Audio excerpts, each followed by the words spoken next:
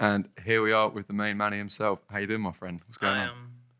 I'm blessed. I'm highly favoured and that, yeah. It must be such a surreal time for you right now with everything that's just been going on. I mean, you've always had a very sort of explosive, very like crowd-friendly style. Yeah. But now you're getting it on the bigger platform. Has it sunk in yet at all? What's going on? Nah, it's always something. It's definitely something. It's always been something I want to do. Like just put on big performances. Like it's what got me into MMA, seeing people get knocked out in like all these mad ways. So yeah, I'm just doing that myself now. Where it gets interesting is you say there about performances and you want to put on that show. When you're training and doing it in your way, do you think about how it would look opposed to how it's going to work as such? It's a mixture of the two. You see any training clips of me, I'm throwing spinning kicks, I'm jumping and throwing spinning kicks, all that type of stuff. So yeah, it's a mixture of both. It's like will it work, and second, how cool will it look? That's the main thing as well. And third, how easy is it for me to do? Now that's something I wanted to get into because when that last fight, Conor Hitchens, third round, graft, the whole fight's graft. Yeah. I know when you're full of lead, you can't throw anything. How are you spinning with power when you're that far? Oh, because I didn't really. It's not really. He was working me, but I wasn't really working too hard. I was just, staying safe on the ground and stuff. So I didn't really expend too much energy. So I did have quite an explosive. I'm naturally a sprinter. I was always a sprinter. So like I can recover and explode at any time. I liken it. I always say my style. I'm an apex predator in terms of like a lion or something. Hides in the bushes, and then it's got like a big spear where it's gonna kill. And if it doesn't kill, like it runs away. Do you know what I mean? And then comes back with the next one. So I'd like my style to that. Yeah, you've had quite a few scary knockouts. I mean, I've seen some of it. Even not amateur, man, it's scary. It's like that all out, that pace, that pressure, that sort of killer instinct. When you're matched up with someone, when you're in there with someone, do you treat it like a sport? Or would you treat it more, I don't know, primal than that sort of thing? No, it's to me it's a fight. To me it's a fight. I don't know nothing about controlling the rounds or this and stuff or that stuff. Like it's not that. It's a fight. It's trying to take someone out, and entertain the crowd, and that's what it is. But where that gets interesting, when you're training, how do you make the two a bit of a blend, really? Because you can't be doing that in training, like knocking everyone out savagely every sparring session. Oh no, like you have no mates. That's the thing with practicing and forms. I like all the traditional martial arts, like karate's, taekwondos and stuff, because they focus a lot on the forms. So like they're not throwing things with power in training, but like they're getting the form really right so that it's easier to do it with power and do it explosively when you're in a competition setting. So with that sort of thing there, like prior to MMA, have you done anything like capoeira, things like specifically with those forms in mind? Or was that something you've just done as a... No, it was just always watching all them like martial arts films, Bruce Lee films, all that type of stuff, like video games, just watching all that type of stuff. And when I got into MMA, I've never done anything like boxing, wrestling, nothing like that before. So, yeah, straight up. What you call it? Hybrid fight. That's a hybrid fight, yeah. True athlete. I mean, this is where it gets interesting, is making these explosive dynamic movements work in such a complex sport where everything keeps on changing. Like, how are you seeing these opportunities for these crazy shots? Is it certain opportunities you're seeing? Is it feints? Is there anything particular you seem to look out for? It's like this. It's a mad thing because like in like fights or like traditional martial arts like boxing or something, like there's reset positions. Like even with that knockout 2 weeks ago, like it's only 2 weeks ago. Yeah, it's only 2 weeks ago now. Time flies, doesn't it? He's disengaged. He's went for the shot. He's not got it. And like usually it would be he'd disengage and I'd disengage and then we'd go again. In MMA, there's no rules, but the rules are open. So like you can catch someone in between. I caught him in between when he's going to reset. I'm not going to reset. I'm going to take his head off. It's a lot easier to knock people out that way. The nature of that kind of like hand plant kind of round kick is when people are feinting, they do the standard sort of boxing when their hands come forward, just around the side. I think that's quite a nice sort of option. Yeah, it's because it was it's my weaker leg. My left leg's a bit weak. It's not as flexible that way. So when I just put my hand down, I can lift it higher because I was really close to him. But this is where it was interesting with that style of kick, because most spinning kicks are the full 360. You see where the final target is, but that's like a 270 almost. You're not even looking at him at that point. Could you even see when you connect? Exactly, because he's moving. Because it's like should do a breakdown of this in the gym. It's like if he's disengaging, he's only moving one or two ways. That spinning kick works.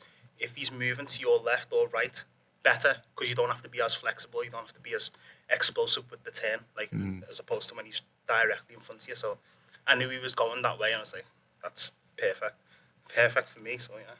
No, definitely. And this is where we could probably do a breakdown after this. Would be quite a cool thing to do. But this is where it's interesting seeing how you can set this up in the same way. Say with like your jab is your fundamental thing. This is where these other tools you get different angles for it. You think about how you set these up, the sort of feints, the sort of traits. Because from the outside in, if you've not got that prior understanding of practice using these techniques, how you set them up, it seems so unorthodox. But for you, probably it's like, okay, you're off my center line. See you later. Yeah, exactly. That's it.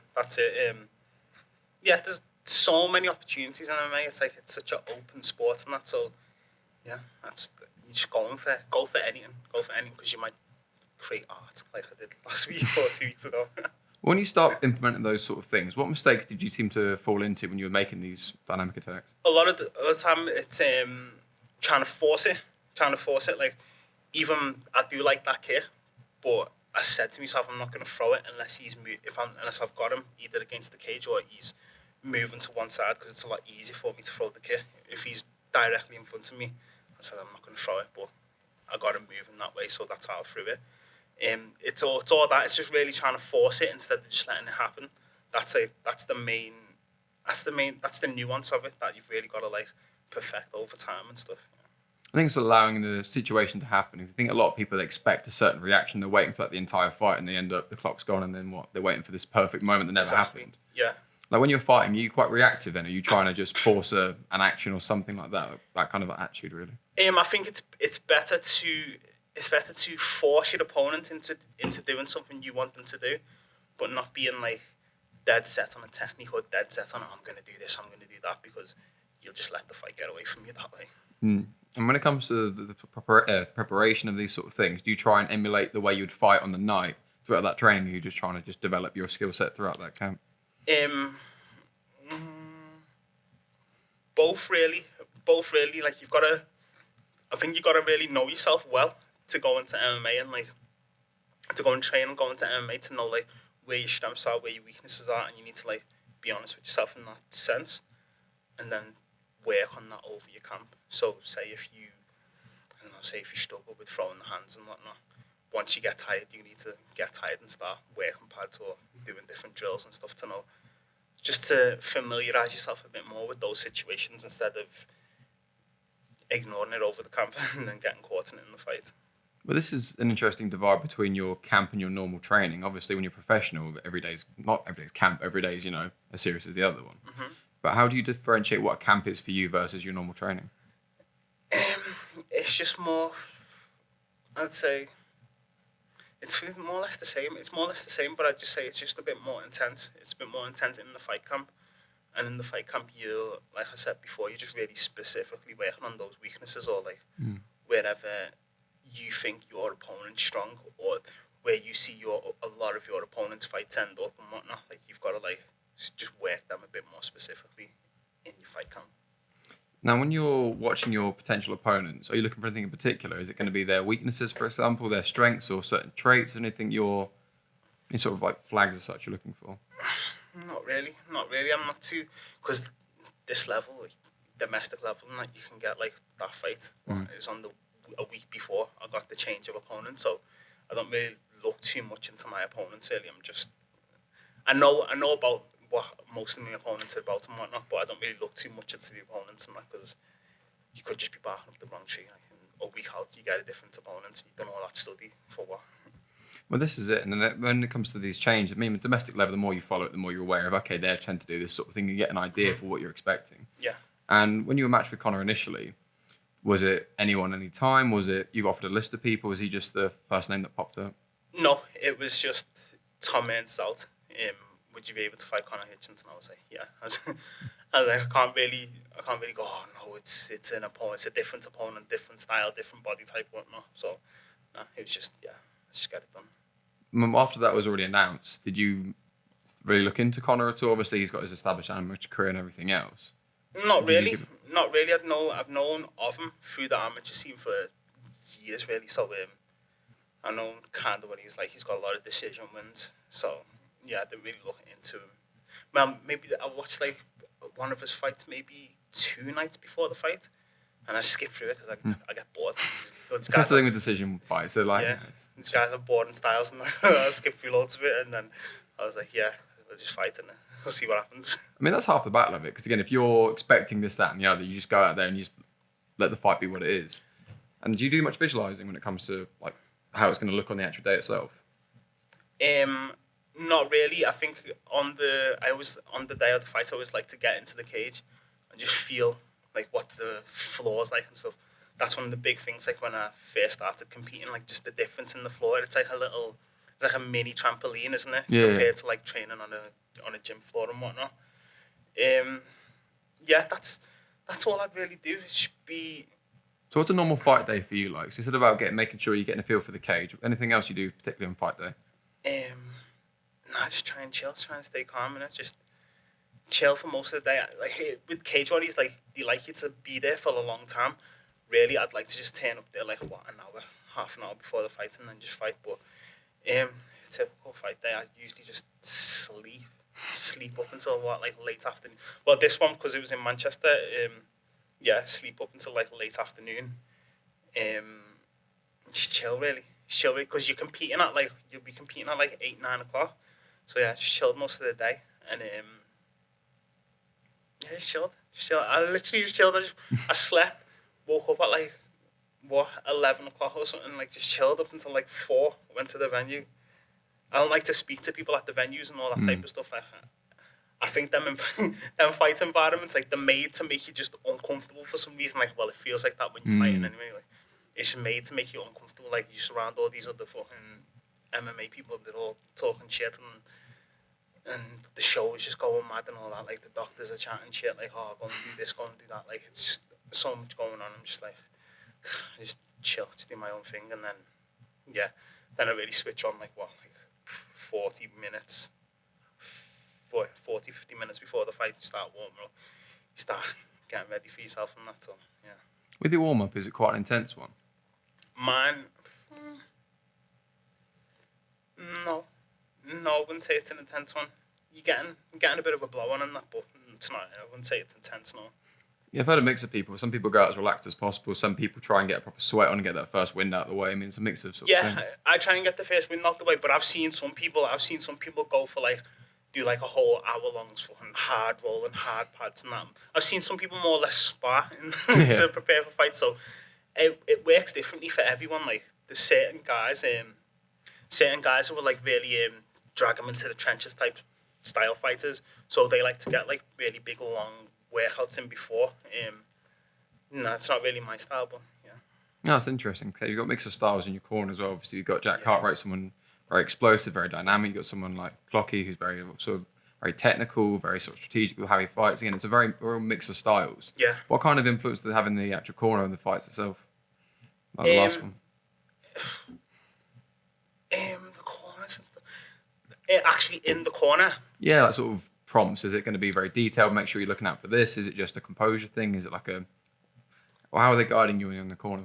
It's more just stepping out. I like to stay quite calm. Like just waiting in the back. I like to stay quite calm. Jack's just there, just always reminding me, throw your combinations, be explosive, like walk him onto things, set things up. Like he's just constantly saying that to me, and that's just helping me keep there. Just like, oh yeah, I shouldn't just fucking blow me wad in 30 seconds. Like I should old habits. Yeah, I should pick me shots. I should walk him into things, be explosive and all that type of stuff.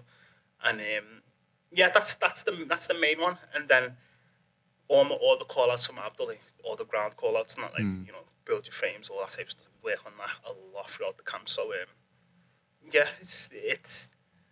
it's a lot pre, and then while I'm actually like in the fight as well, like it's a lot. When you do your spars, do you almost treat it like a fight where it's like the same person for X amount of rounds, you've got corners sort of thing? Because I've heard mixed things with sort of sparring from people. Sparring, it's more. This sparring like that's just on the mat, like that we do throughout the week. The sparring like that, that's just you just mix around everyone in the whole gym. But when we do our proper spars, like in the cage and stuff, we mix it up. Sometimes it depends a lot on like the opponents that people have got. Like we had because we had Tom Mearns. I had Antonio Sheldon. He's like quite a similar style, like heavy top grappler, like comes forward a lot, like very good straightforward striking and that. So I used to do I was doing a lot of rounds with him, but then some weeks he'd mix it up where we'd have where I'd be doing rounds with a fresh person every round and stuff. So you mix it up a lot depending on your opponents and depending on what bodies are available as well. Yeah, because in a mix of opponents for both of you guys, because was it Clocky had, was it one of the Sheehan brothers? I'm not sure which one it was. And it's just how everyone gets their own specific kind of training. Because when you get to that pro level, do you feel you need to get that much more specific when it comes to your training, your preparation? Yeah, with the level of people. If you've got someone who's similar to the style of the person that you're fighting, and like with Clocky, he had one of the Sheehan brothers, and they're like big kickers and stuff. So I was helping him a lot with that type of stuff. It's just more. It's more if you've got the resources to your at hand. Like say if you've got someone who's a great wrestler, if you've got someone who's a really good wrestler, like you're gonna maximize the amount of rounds that you're doing with them, aren't you? And especially someone like Clocky, so because he fought Tom as well. Yeah. So similar opponent in that sort of thing. Yeah. And I'd imagine, has your camps changed much from your amateur career? The way you sort of plan them out and the way they sort of tend to like pan out throughout the actual course of it? No, they've been pretty similar. The only thing is just the weight, and that like it's just more of a plan in terms of weight. Because on the amateur, it's like, oh yeah, there's a fight in 2 weeks, there's a fight in 3 weeks, and you just go, yeah, I'm going to do that. But like in the pros and that, you're taking a lot more time just to think about your weights, thinking about how you're gonna schedule your strength and condition and all that type of stuff. It's just it's a more tailored process compared to amateur fights where you're just jumping in whenever you can. When you're explosive as you are, do you get much of that from your strength and conditioning, or is that more to prevent injury, do you find? What do you mean? The way you train your strength and conditioning, is that based around exaggerating your performance or keeping you ticking on, really? No, it's around it's around staying explosive whilst your heart's going, whilst you're under pressure, whilst your heart rate's high, like staying explosive, being able to recover, going explosive again. Like it's more staying explosive throughout the whole 15 minutes or 25 minutes or whatever it'll be. How do you schedule that in your camp? Do you do it the same days as like other training as well? No, I do it usually at the end of the week. So Saturday would be the end of my week for training. So that's when I do my strength and conditioning. Just the once a week, but quite a hard session. Yeah. Depends on what you're doing it for as well. I mean, different people find what works for them. Some people do little and often, and again, it's a mix of things. Have you ever done that amateur as well? Or has it only been introduced to pro? Yeah, amateur as well. I've always done that. I've always done it at the end of the week because it's quite hard on your body. I don't want to have a whole week's training ahead of me when I've done 5 rounds of hill sprints or something. So yeah. Yeah, soul destroying. Yeah. When it comes to your amateur career, what mistakes did you feel you made that's really helped your pro career? The mistakes I'd say I made just taking some fights like really fairly short notice, like a week, 2 weeks short notice and that. That's the only one I'd say because it's there. I mean, you did one week notice, now you're a celebrity, so I think tongue in cheek, isn't it? That's it. No, as in like because I was training anyway, but that wasn't as in like you just do enough. You just training a little bit, not training a little bit, but you're not. Yeah, you're not in camp, yeah. And for him, you just take a fight on 2 weeks notice and that. But I wouldn't even say that's a mistake because that's what amateurs there for, isn't it? So I wouldn't say I've got no mistakes or regrets or nothing like that. No. One thing we were sort of chatting about before the podcast was your training whilst you were in education. You're still at university, you're doing all these sort of things. Yeah. Were you competing a lot whilst you were in university?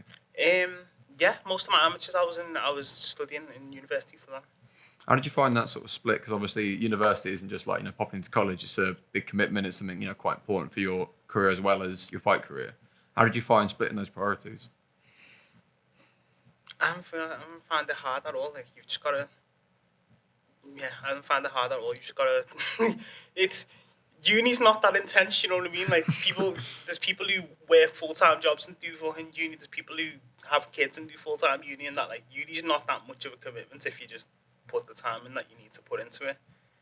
And obviously you've got to be like fairly intelligent and know that be good at the subject that you're studying. But no, I didn't find it too hard. No, it was not hard for me.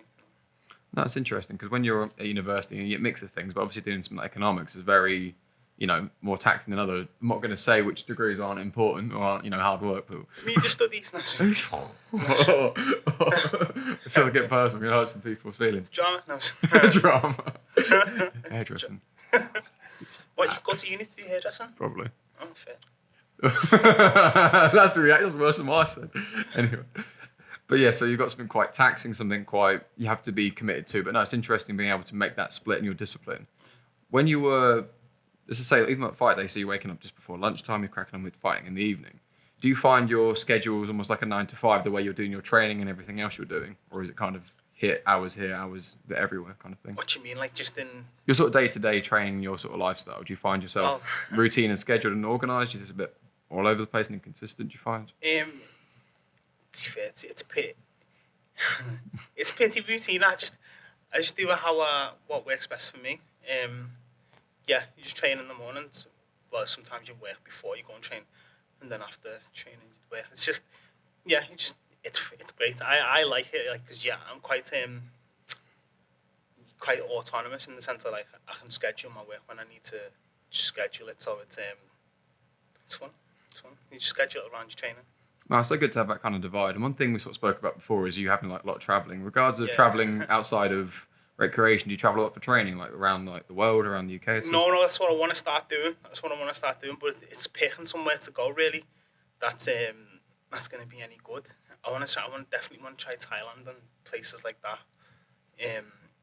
But yeah, I've not travelled too much for training as of yet, but it's definitely something I'm going to be doing in future. Yeah. So, regards to travelling just for experience anyway, where else in the world are you planning on going where you're interested to really see part of the world you haven't seen before? I want to see more of South America. I want to actually go Brazil, Argentina, Nigeria. I'm going to start spending a lot more time in Nigeria as well. Everywhere. I want to, everywhere. Now, feel free to go in more detail of these sort of things. But when you're travelling, what is it with the travelling you really benefit from, do you feel? What about it do you really take in from it? It's just being in a different culture, a different climate, different culture. You're away from all this, like, because obviously everyone here is like dead. Like when I was in Colombia, like everyone's just dead happy and that, like, and just the cultures, everyone's just a lot more smiley and just more open and warm and stuff. And obviously I'm there, it's like fucking October or something. I'm looking on the Instagrams of what everyone's doing at home and that, and it's fucking cold and everyone seems fucking like they're complaining and all that type of stuff. I was there in Colombia, just like, this is nice. This, like, it's just being in a different setting to what you're used to, really, and just being open to experience anything that the country has to offer. Like, I was waking up there, and I was just waking up there, and it was like, what are we doing today? Like, are we gonna go fucking paragliding? Are we gonna go fucking boat on a boat or something, or we're just gonna just chill? Do you know what I mean? And there's no rush to do anything because, like, I was there a long time, so yeah, it's nice. It was fun. I just like the whole you just living a leisurely life, aren't you? Because it's just different to what you expect at home. Well, as to say, so that's where it gets interesting in regards to travelling to that extent, because a number of things are happening there. One, you've got a budget so you can be there and do what you want to do when you're there, but also it's a different norm, it's a different world. If you had like a month off in Manchester, it's a bit different to having a month off in Colombia and everywhere else. Yeah. And regards of what you're doing in these places, when that experience is culture, because this is a funny thing with culture in other places, because it comes to, how do I say this respectfully? When like people go to, say, Dubai and they have McDonald's all the time, it says, yeah, you are abroad, but you're still living your English lifestyle, but you're abroad. Like, do you find yourself embracing... Oh, no, I fully get involved. Yeah. I fully get involved there. I don't know why you couldn't, like, why you don't. Like, I met some American guy over in Colombia, and he was like, we went to some proper... It was like it's called Comuna 13. It's like a slum that's been turned into like some tourist attraction. You've got all traditional food and that there. And we go there, and this American guy's like, oh, can I just get some French fries, please? And I'm like, bro, you've come all the way here and you eat your French fries and that. But some people don't. I get fully involved in the culture there because that's what you're there to experience, aren't you? So. What's the maddest thing you've eaten since you've been abroad? In Turkey, I'll tell you about this story in a bit. Like, in Turkey, I met this... What sentence? More on the Patreon. in Turkey, I went to Turkey to get some dental work done because it was too expensive over here to get done. And, Give us a smile. yeah. Oh, that's what I do. Yeah, and I met the Scouse lad there, and I was like, no way, Scouse lad and all that, and we just went on some mad fucking excursion at night, and and I ended up like this taxi driver. He took us to like this fucking takeaway thing. Need another taxi. Now he's some Turkish taxi driver. He barely spoke English, and that we thought we was gonna get kidnapped or something. And he took us to like some takeaway place, and I think it was like, what was it now? It was like goat intestines, like it was goat intestines or goat testicle or something, some type of goat organ in a soup. But it was nice. It was nice. I tried it. It was nice. The Scouse lad, he was like, "Ah, I'm not having none of that." But I tried it. It was actually very nice. I mean, is that going to go in the meal prep for next camp then, do you reckon? Yeah, only fucking find. Can you find me a goat? I mean, you can ask a question. Find Manny a goat. I think, could that be a hashtag? I don't know. Is that the RSPCM? Sorry. Yeah. That's mad. How did that conversation start in the first place? So you just there for dental work anyway in Turkey. Yeah. Where did this conversation start to find this goat place and all this sort of thing? What happened? Oh, it's just a long story. I was in the hotel, and I was in the hotel, and I was just because this is like at the start of COVID or something.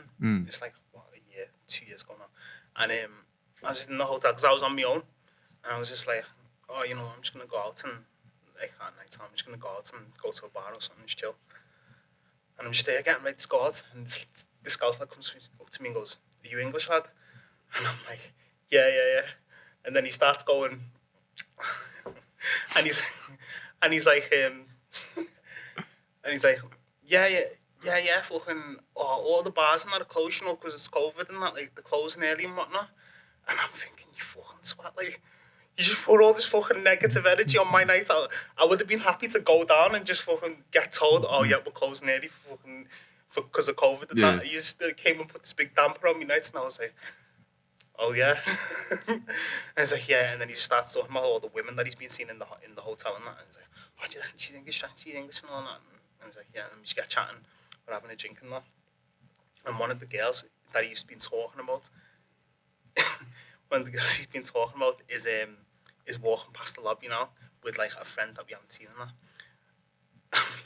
And we get chatting to them, and then he's like, oh, where he's going? I was like, oh yeah, we're going out tonight. And then we went and got in a taxi, and then we went out, and then we asked the taxi driver, like, oh yeah, take us to, and this Scouse lad, like, he was like that talking in this mad accent. He was like, take us to party like that. And we've all had this drink at this time, innit? So like, we were just vibing. I'm like, yeah, take us somewhere. I in the back of my head, I just knew this is going to be a long taxi ride, because if he said everywhere's closed, everywhere's going to be closed. And then the taxi driver was like, yeah, we'll find this place, we'll find that place. So in this taxi with these girls and that, and he's taking us to all these random different places and that, like proper fucking, I don't know how to explain them, proper fucking hood places, but in Turkey and that, like proper local places and that. And I actually found it was decent. I thought, oh yeah, it's decent here. But then everyone's like all the people in that was like looking at us because they just knew he's like, we weren't from there and that. But like, yeah, it was a mad vibe and that. And then he's like, and he just stayed with us throughout the whole night, just escorting us from place to place. And then like he goes, oh yeah, take us to get food. And then and yeah, we ended up going there, and then a couple more places, and yeah, the night was mad. That's the thing, because again, you love your travelling, but during COVID time, surely that killed you because you couldn't, go as far. Well, how did you manage to do that time? No, it went that. I went to get me dental work done. Like, it was some serious dental work that needed doing. Like, I was being a cunt. I was scrimping on pennies for like 2 years, not getting me teeth sorted over here, and it got worse and worse and worse. And then the NHS was like, it's gonna be $2,000 or whatever, and it might not work. So I just thought, I want a holiday anyway, so I thought, go to Turkey and sort it. But yeah. Oh, you're there anyway. Yeah, exactly. And that's mad. It sounds like Darren too in the taxi, going about and seeing what's happening. Yeah, it was mad. Like, I wouldn't even want to say like the whole thing of what happened in that, because it's a bit like non-PG and that. But yeah, it was. I mean, we've not got anything safe for work, so good. On the Patreon. We won't get HR on us, it'll be alright. No face, no case. That might get cancelled. Isn't it? No, you're famous now. No, they'll get pulled up. In a couple of years' time and that. Oh, he did. You get brain ball and take it to one side. Yeah. Got a second. You'll be getting cease and desists. Take the video down. Get letters in the post. Close time, but anyway, I'm going to that. That's so good. So back to business. So Cage Warriors. Oh yeah. Them. Oh, the fighting Oh yeah, thing. that fighting thing. Oh, yeah, the the cage fighting thing. Yeah. Oh, the MMA thing. So, for you now, are there any more fights on your contract, or is it just sort of a one at a time sort of thing? Yeah, I've got at least like another 3 fights on there. So yeah. The only one in the crosshairs so far you want to go for next? Nah, because that's the thing. Like these fights just be changing all the time. Opponents be coming in from all sorts of places and whatnot. So I'm not really focused on a specific opponent. I'm just really wanting to do that again. What I did 2 weeks ago. Again, the next like 3 fights, and yeah, sky's the limit. Well, that's again what you're saying. They're being versatile with the opportunities because again, people pull out all the time. You've got to fight. You want to climb the ladder. You need to be active. You need to be there as well. Yeah. And when it comes to you and yourself, because again, there's a lot of interesting things in this where your career, your confidence, and again, the traveling, your open-mindedness. Yeah. Do you have like a mentor at all, someone who's sort of helping you make these decisions? Because again, there's so much going on. There's so much external influence and loads of opportunities, say with traveling and all these other things. You just gotta live your best life, and yeah, that's all it is. I wouldn't say I've got mentors, but it's people I like people I look up to and like and that. So it's about doing what you want to do. Like if you want to travel, go and travel. If you want to fucking cage fight, go and cage fight. And if you want to, don't know, have babies, go and have babies and that. Like go and just doing what you want. And that's all I've been doing for like the past couple of years. Not just doing what I want. And yeah. Being authentic as well. I mean, this is where it's so genuine as well. It comes across as well because then you're being yourself. Yeah, exactly. You're just doing what you've got to do for you. Exactly. Because ultimately, you need to be able to. I think with mixed martial arts, it's interesting seeing from a lot of people they can express themselves through their style, their emotions. You see a lot of people when they finish a fight, the excitement is a very primal thing. It's a very internal thing. A lot of build up and everything else. And imagine like, say even the last fight, even the stress of a last minute pull out, all these other things, and then having that moment of oh shit, what just happened? Like, what is it like after a fight for you to then go back to training? Does it take a while for it to be like, okay, that was a lot of prep, that was a lot of stress, we're back into it in a bit? What's that switch like between the fight to the next one? It's good. It's nice. It's a nice feeling. It's a good feeling because like obviously if you get the win, you've done all that preparation and stuff, and if it's been an exciting finish or a memorable finish, and that's even better. But then you do have like a bit of a come down in the sense of you're like, that's done. Like, do you know what I mean?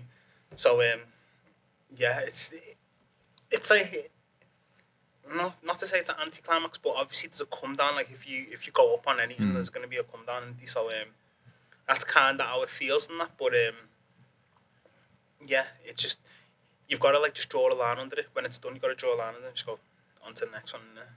How do you take it when it's not been your night? Because obviously now we're talking about recent times. Got this win, and the other one. Yeah. But when, like, say early on in the amateur careers and like taking a few losses, how do you, even the one against Keir Harvey, like, how do you take those moments? It's one of them because you just get over it. Like that's the thing, you got to just be able to get over it. Like it's if it's a win, it was just a 15-minute period in time. Like you won or you lost in it. Like you just got to move on.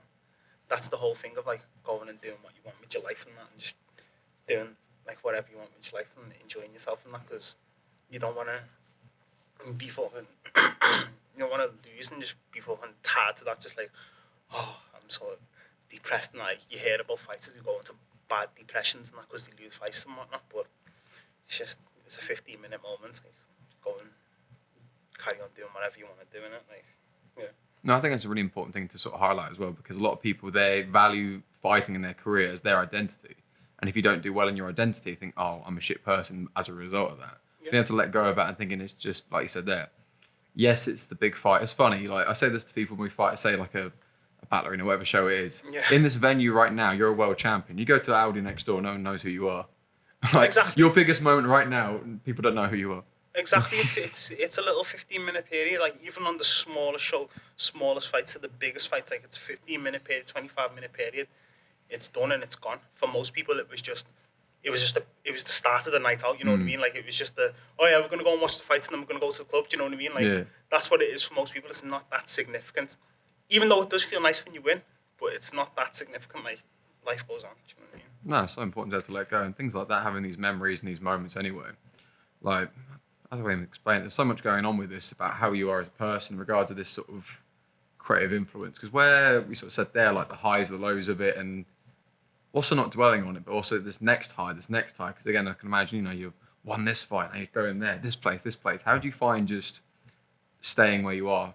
Are you a person who can stay still? Are you someone who doesn't have to have a next goal in mind? Nah, I like the chaotic aspect of it, to be honest. I like the chaotic aspect of just, new opponents, that opponent, this opponent. Like, it don't really make sense, does it? Like, you grow a man, you fucking fight people in the cage and that. Like, it really don't really make sense, does it? But I like the whole chaotic aspect of it, I think. Well, I don't know, everyone's different in it, but I like that whole chaotic aspect of it. Like, it keeps me alive. But that's a point there, is what fighting means to you. Like, what does fighting mean to you? You said about that, keeping you alive, keeping you honest. Is it for a career at the end of it? Is it for, like, how you feel now? What does fighting mean to you? A couple of things. It's a way to express myself. I have got a very unique fighting style. It's a way to express myself, like, in a way I don't think anyone else can express themselves. Like, it's the excitement aspect of it. I like that whole thing of, I'm going to go and fight someone and all that. Like, I like that excitement aspect of it.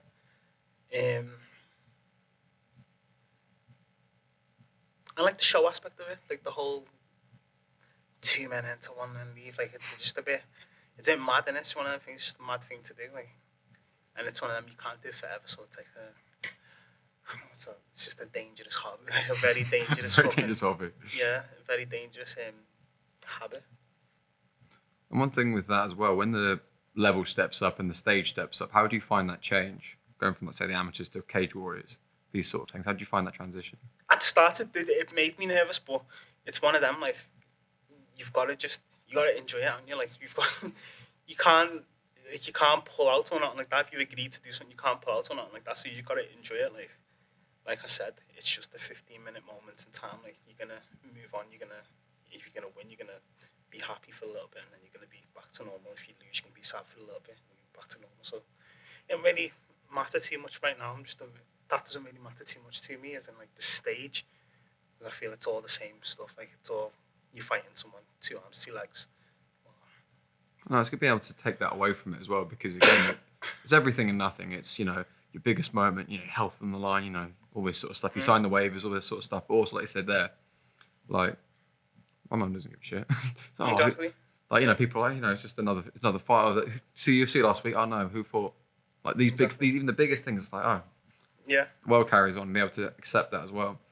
There's a few things I sort of want to leave us on. Is more for guidance from yourself or other people, and just to yourself anyway, from your perspective. Yeah. What advice would you give to yourself when you started your MMA journey? Enjoy it. Don't take it too seriously. Because I think there's been certain points where I've taken it too seriously and didn't enjoy it because I took it too seriously. Do you know what I mean? So yeah, that. And just do what you want to do. Like, that's it. Just do what you want to do. Because it's one of them. It's like it can work out. It can't work out. Do you know what I mean? Like, there's no guarantees in it. So the only thing you can do is really enjoy it and just do it the way you want to do it. When you're going through the tough times, albeit saying now about letting it go and all the rest of it, when you're in a good place, you can say, "Oh, don't worry about it, it's fine." But when you're really at that in the trenches, you're having the hard weight cuts. What gets you to that next stage? Just no one have agreed to do it, so I'm gonna have to do it. Like, there's nothing else to it. Like, obviously it's shit, but I think to myself, like, it's one of them. Like, when you accepted the fight, you thought you was hard. Like, you thought you was gonna. Oh yeah, I'll beat him. Like, I'll make the weight. I'll beat him. You thought you was hard, and when it comes time to do it, you've got to do it, haven't you? So you can't back out when it comes time to do it because you accepted it 6 weeks ago, 3 weeks ago, whatever. Keeping that same energy. Exactly. This is a bit of a fun one. After fights and everything else, what's the scram? What's the food? Is it that goes to intestines every single time, or what's your? What do you crave when you're in camp? Not really anything. I'm not really a food person like that. Like to where as soon as I get out the fight, I'm like fucking going for a specific meal. Like Paddy, just getting everything. I do like to indulge in that. Like I never feel hungry after fighting. That I've never felt like, oh, let's go and get a meal after the fight. I've never felt like that. Yeah, just your standard junk food. Like nothing crazy, nothing specific. So the last thing I want to ask you is, before you walk out, what advice would you give to yourself to make sure you perform to your best? I wouldn't say nothing to myself. Yeah, I'll be honest. I wouldn't even say nothing to myself. I'd just be quiet and just say, let's hope what you've done in the past fucking 10 weeks is work. Do you know what I mean? Like, See what happens. there's no advice I can give to myself or to anyone. Do you know what I mean? Thank you for your time, my friend. Any sponsors you want to shout out to at all? Not at the moment, no. Well, thank you to our sponsor, the English Hypnotist, for producing these podcasts, and Stuart and Nigel and everyone else at Purple Media and Chapel Play Studios. Richard Hart, the English Hypnotist. He's someone who's fantastic. He's supported me in my camps and the podcast as well. So thank you for everyone who's supported Camps, what do you compete in? Amateur and jiu-jitsu as well. Amateur and fights? MMA. How many fights you had? 4 Amis. Going to fight again soon, hopefully. When? Maybe July, maybe Okay, August. okay. See, I should have been asking you questions about MMA before. How do you feel when you walk out? Oh, it's a mix of things. Like, everything sucks. Everything's stressful until you actually make the walk, and then it's just so much fun. And I forget that every single time. I think, fuck, this is the most intense thing. I'm going to, what happens? You get in there, it's like, nothing, I don't feel anything. All these shots that are hitting me, it's just like, because you're the adrenaline, you're just like, okay, I got hit, all right. Just crack on, it's autopilot. Like, what just happened? You're like, I was just in a fight, what the fuck? Like, you go back, you're like, oh, it really hurts now. You're like, oh. I had it off my first fight where, like, leg kicks and whatever else. I'm like, okay, cool. Walk out the cage. I'm like, oh, it's starting to really hurt. And I'm like, fuck, my leg's just gone because obviously your calf just goes and just things like that. But it's just learning to actually enjoy it. Because I think, like you said there, you put the weight of the world in your shoulders, you're like, you can't carry it. You get so overwhelmed by it. But when you start having fun, it's just, you realise why you signed up for it in the first place. You know. What does fighting mean to you then? An interesting question. I think it keeps me honest because it's something that when you're, a bit skinnier, you're not naturally the best at this, that, and the other. Everything I've achieved in fighting hasn't come naturally. It's just been through putting that extra bit. You didn't get as fast as someone else has. It's been, I'm proving it to myself that, I'm not made of glass. When people initially start, it's like, oh, fuck. It's looking away, you can't quite face it, You hate it. And it's because I hated everything about why I wasn't good at it. And so overcoming that. And it's just that test that when you go through the camp, it's like, oh, you can say it on Instagram, you can do this. You can make a podcast and tell everyone how you can fight. Or you can sign up for it and you're like, do you know what? I'm in there now. This is me. Whether it's everything I want it to be is good enough or not, let's find out. And just being honest, really. Fair. That's the biggest thing. Are you looking to go pro in that? Yeah, the general goal with training is always taking that step up, whether it's the next opponent who are their better level, and it's incremental growth. I think if I set my sights too far in the future, I'm not looking at what I'm doing now. Mm-hmm. Same with everything like the podcast, like, speaking to people, enjoying those conversations that bit more and more, because this is what this is. Same with training. I want to make sure I'm enjoying it. I'm doing the training, I'm training hard because I love it. I'm doing these podcasts because I love it. I do my coaching because I love it. Things like that. And just taking that step up every single time and then see how it gets me. And you said before, you do your training and you do your coaching and you also work at this beautiful place. How do you manage that with all them things together? How do you manage that? Is it a routine or is it kind of chaotic? Fantastic question. We'll get you the Fisticuffs hat on. That's it. Give me shit. You're the man. It's interesting and it's a very important question because a quote that really hurts how honest it is you can do anything but not everything. Mm-hmm. And it's appreciating these are all different things that give value to me.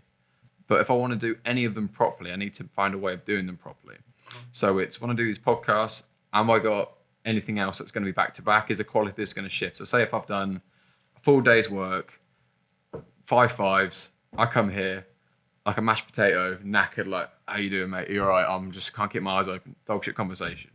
If I'm training, have I had good night's sleep, everything else? It's one thing at a time. It's finding out that routine. So honestly, the answer now is balance. It's finding out where that schedule works. And it's reminding myself when you get fatigued, what's each one for? So at the minute, it's trial and error of working out how to maintain it all. But ultimately, it's prioritizing at the right time. So say I've got a camp coming up, podcast and the PTs take a step back. Say I've just come back off a camp. Say I've got an injury or something else. I can double down on, say, coaching or something else. And How much do you sleep a night? How many hours sleep a night, do you reckon? it depends. If I've got my 5 a.m. PTs, I'm getting back at like 10 in the evening, so maybe like 5-6 hours, depending. And that's quite standard. It's about 6 hours sleep a night. It depends on quality as well, because sometimes, you're up a bit, you think, because you're going to be up early, you don't want to oversleep, and the quality of that, you get up and go.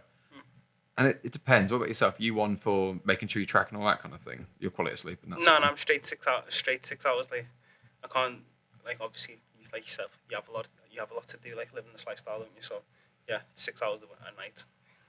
But this is the tricky thing as well. Like, at least from this side of thing, is when you're presenting, albeit a podcast about martial arts in general, when you're doing an MMA podcast and you then step in there, oh, yeah, that's the guy from that thing. You then put that. Say if Joe Rogan was to go in the UFC, you're like, everyone expects him to be the absolute man, even though he's a 50-year-old bloke with like, who hasn't fought MMA before. You could put that expectation on yourself. And then when you're a coach as well, it's like, fucking hell.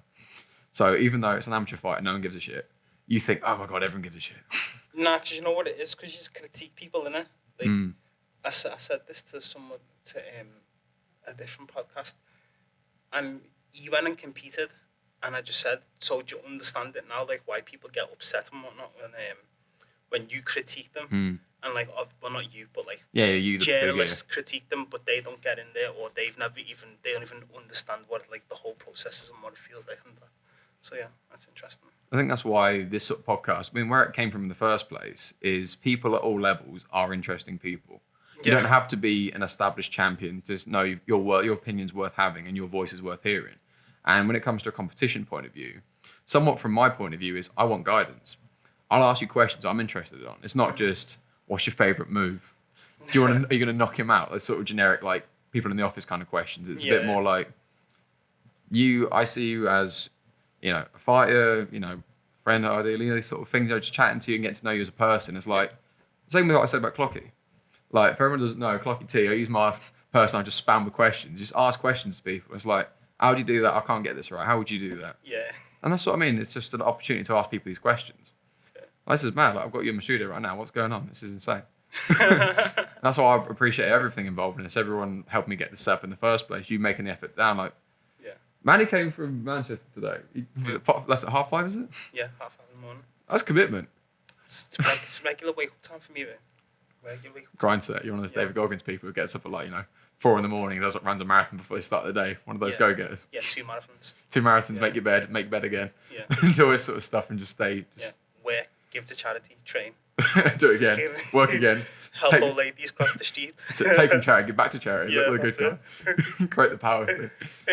But that's definitely interesting. Like you said there, when it comes to journalism and things like that, what sort of things, I'm not sure what that was, but things like that from the outside in, what sort of things do you feel does really well for you regards to supporting you from the outside in? Say people, what do you want to get from, say, these conversations and the outlet? Do you want people to see you as a fighter in the stage? Is it something you've got, say, some sort of message, the way you believe in yourself, sort of thing? Is there things you... I don't know. That's a good question. I don't know. I live my best life. That's all I do, and I try my best to live my best life, and how I see it as being my best life. So that's all I can do. I think that's the interesting thing, is you being authentic is what you can do your best, and that's the... You see it a lot where it's no one can do you better than you can do you. You are your own person, and the more you can be you, the more you can live your life. And this is where I think a lot of people struggle, including myself, where it's like, oh, they're doing really well, I want to be like that, but you try and copy what someone else is doing, and it don't work because it's not you, innit? So you expect their results, you expect this sort of standard. You think, oh, people say 29 and all these sort of things. You think, I want that, but I've already started, I've got a couple of losses. That's a bit shit. I said, well, if you be you and you have your whole career and it's, this fight, this loss, and so on and so forth, that's you, that's honest. And you gave it that go. I think that's so important for a lot of people. Yeah, that's the thing. That's why when I hear all them things, like even MMA podcasts where they go, what advice would you give to any young fighter? Like, don't mean shit, because everyone's different in it. Like, you might say one thing and it might be a completely wrong advice for a different person, or it might be completely correct for a different person. Like, everyone's different, aren't they? Everyone takes a different path and whatnot. So, I think it's quite hard to generalise, but like you're saying there, because when it comes to understanding what that means. It's like, oh, I'm just starting now. What advice would you give me? And then you've got to be very general. You've got to be like, be consistent. Don't give up. All the usual Yeah. cliche sort of things. But as you start to lean out, you're like, oh, don't listen to. They're a bit of a cunt, but they've got good intentions. Don't worry about that. That's too specific. I mean, when you're for a general question, that kind of idea, from the transition from amateur to pro, what would you say is the main bit of advice you'd give? That big difference in that transition period. There's no difference because there's no difference. 'Cause you never want to lose a fight. You never want to lose a fight, so there's not really any difference. It's not like, oh yeah, I'm more willing to lose a fight at amateur than I am pro, because you never want to lose a fight because you can get hurt, you can get embarrassed, like, anything can happen. So like you never want to lose a fight. So I don't think any of the advice would change. It's just more with the pro thing. It's just more formal in the sense of like you usually getting your opponents a lot further out, so you can plan your prep and all that type of stuff. No, that's where it's interesting as well, because I think I said this to Clocky the other day. It said amateur is an excuse to not pay you, and it was like old school sort of things because you're still fighting, you're still like taking head kicks and the rest of it, and it's like Yeah, you're looking at some people's amateur records. You look at them and then you see what the guys have done, like they fought pro and stuff. So it's even a lot of the guys I've fought in amateur, like they've done really well pro. Like it's so we're fighting top level fights in amateur. So it's just that thing, but. no, it's to say it just keeps on going and going. But no, I really appreciate the time today, my friend. Thank you very much. Thank you. Awesome.